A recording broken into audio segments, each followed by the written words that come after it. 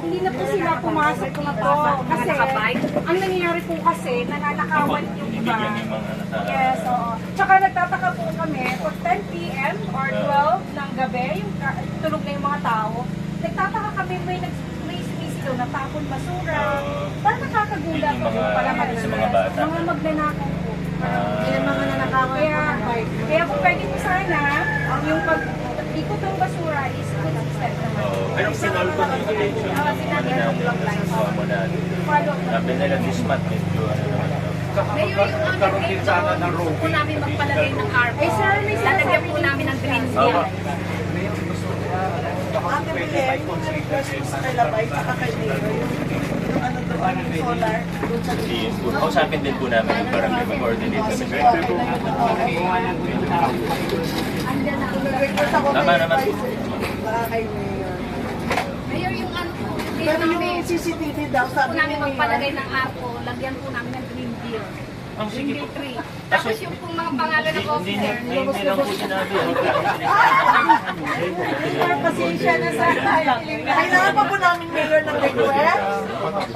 There are po yung request nila. Magre-request pa po ba Mayor o verbal na lang Sige po? po. Mayor, may sinasabi po. Aba, Magagawa po ba kami ng letter of request o verbal na lang po?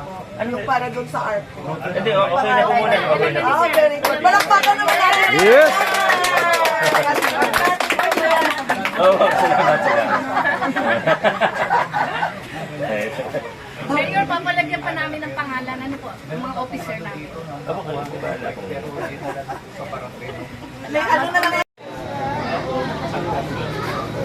Magandang umaga, Press G, mula sa Dreamville 3 sa Barangay Pinagbuhatan. Ngayon po, tanong ko, ngayon po na nandito mismo sa inyong lugar si Mayor Vicky Soto at naiparating niyo po yung mga hinay at concern kasama ng inyong mga opisyales.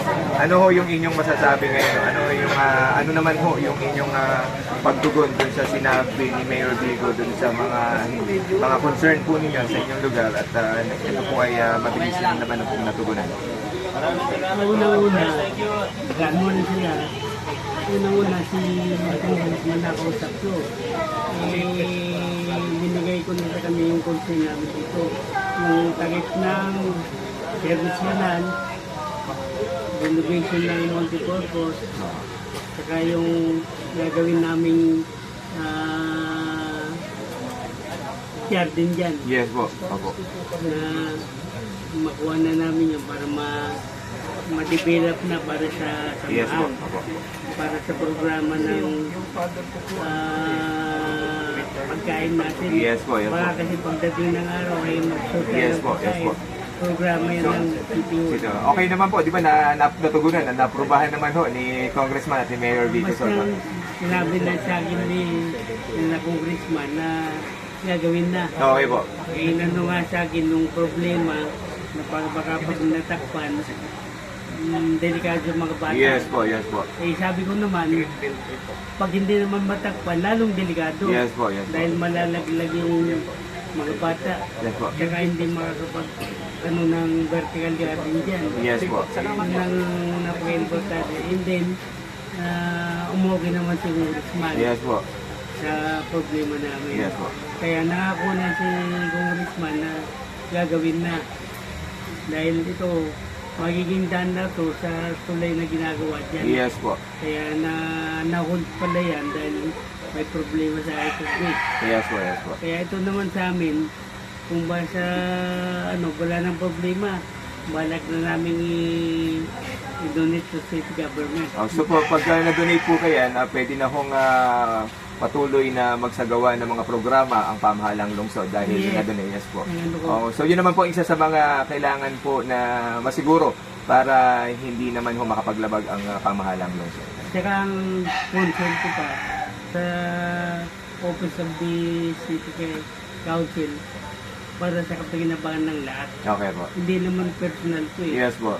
Kaya siguro maintindihan naman ako ng pamunuan ng city government kung bakit naglabas ako ng hindi naman sama ng loob eh.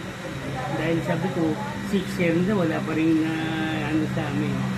Kaya yun lang. Salamat ako kay Congressman, kay Mayor Vico, magkita-kita pa din kami ka remaining 3 years nila. Yes po.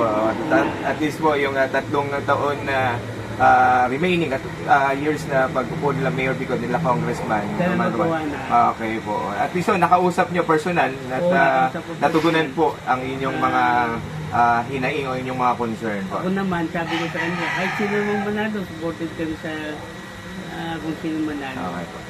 Hindi naman ako nag-ano na one-sided, hindi.